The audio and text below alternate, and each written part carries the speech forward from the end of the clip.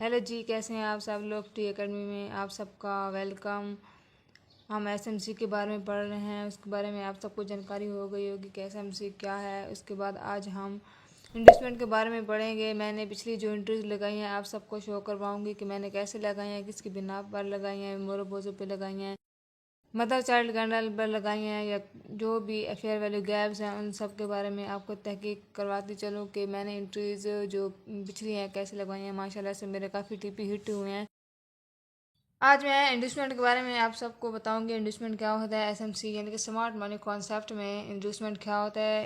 इंडस्टमेंट का मतलब ही फंसाना होता है, लालच देना होता है। छोटे छोटे ट्रेडर्स जो छोटे छोटे अकाउंट हैं वो पहले जितनी जल्दबाजी में एंट्रीज ले लेते हैं, फिर वो जो बड़े सेलर्स बायर्स हैं उनको धोखा दे के मार्केट को बाय या सेल की जाने बढ़ा देते हैं, उनके अपोजिट साइड पे बढ़ा देते हैं। तो ये मैं आपको बताती चलूँ कि कैसे कैसे अपोजिट साइड पे ले जाते हैं।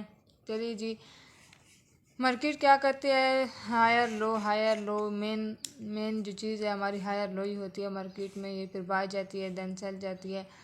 मार्केट क्या करती है, जहाँ पे सेल आती है, फिर उसके बाद एक कैंडल बनाती है, फिर ये एक दूसरी कैंडल बना लेती है। तो जो छोटे ट्रेडर्स होते हैं या जिनको इतना तजर्बा नहीं होता, वो क्या करते हैं कि वो इधर ही से बाय कर लेते हैं। जब वो यहाँ से बाय करते हैं, बाय भी कर लें, तो वो मार्केट नीचे आ जाती है।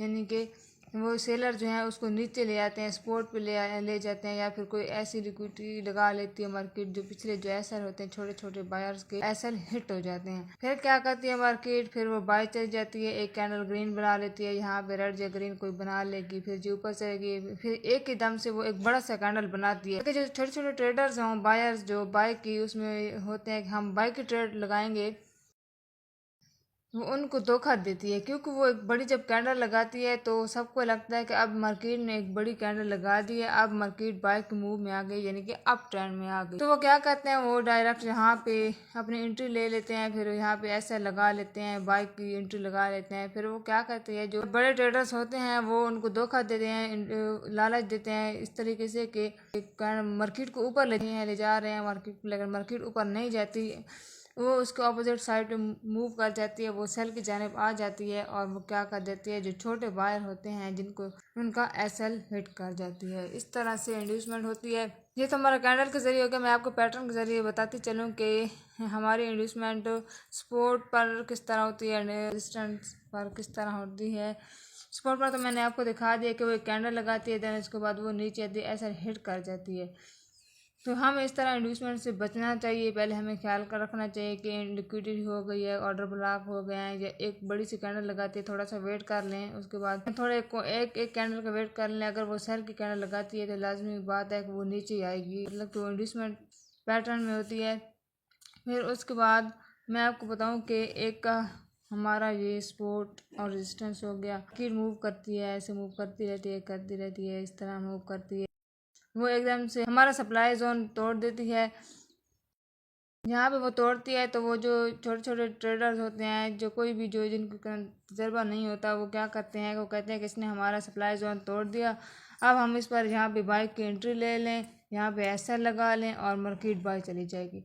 लेकिन ऐसा नहीं है, वो एक दिखावा होता है, धोखा होता है। वो जैसे ही मार्केट अपना सप्लाई जोन तोड़ती है वो फिर नीचे आ जाती है, ऐसा हिट कर जाती है, उसके बाद फिर वो बाय जाती है। ये कहने का मतलब यही है कि मार्केट जब अपना सप्लाई जोन तोड़ती है तो हमें ख्याल रखना चाहिए कि शायद हो सकता है मार्केट दोबारा अपने एरिया में वापस आ जाए, वहाँ पे वो रिट्रेसमेंट ले और उसके बाद बाय जाए। तो हमें एंट्री में जल्दबाजी नहीं करनी। जब वो मार्केट अपना सपोर्ट तोड़ती है फिर हमने वेट करना है, क्या पता वो अपना रिट्रेसमेंट करे। जब भी वो रिट्रेसमेंट करे तो उस हिसाब से हम बाय या सेल की एंट्री ले सकते हैं। सेल में भी इसी तरह करती है। ये हमारा सपोर्ट हो गया, ये हमारा सप्लाई जोन हो गया, ये रेजिस्टेंस हो गया।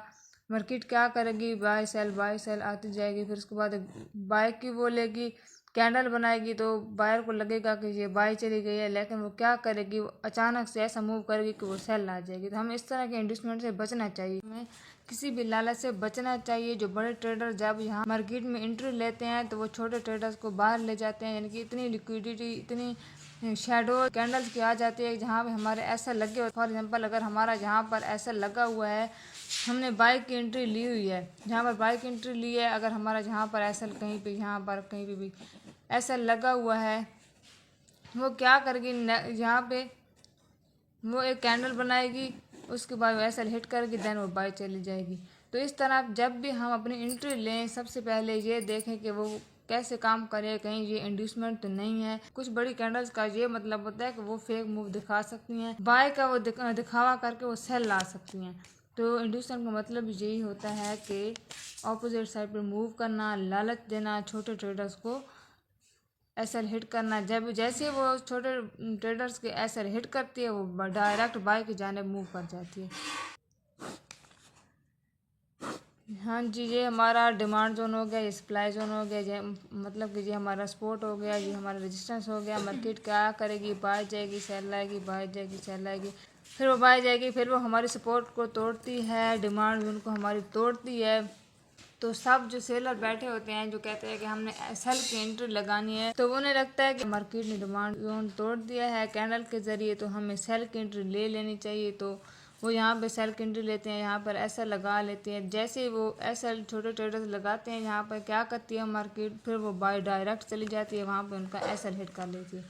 तो हमने ऐसा नहीं करना, थोड़ा सा ख्याल करना है। जैसे मार्केट डिमांड जोन से बाहर आए, थोड़ा सा वेट करना है, वो रिट्रेसमेंट के लिए जाती है, लाजमी जाती है, उसके बाद फिर वो सेल आती है। तो इस पैटर्न का आप लोगों ने लाजमी ख्याल करना है कि मार्केट रिट्रेसमेंट भी कर सकती है।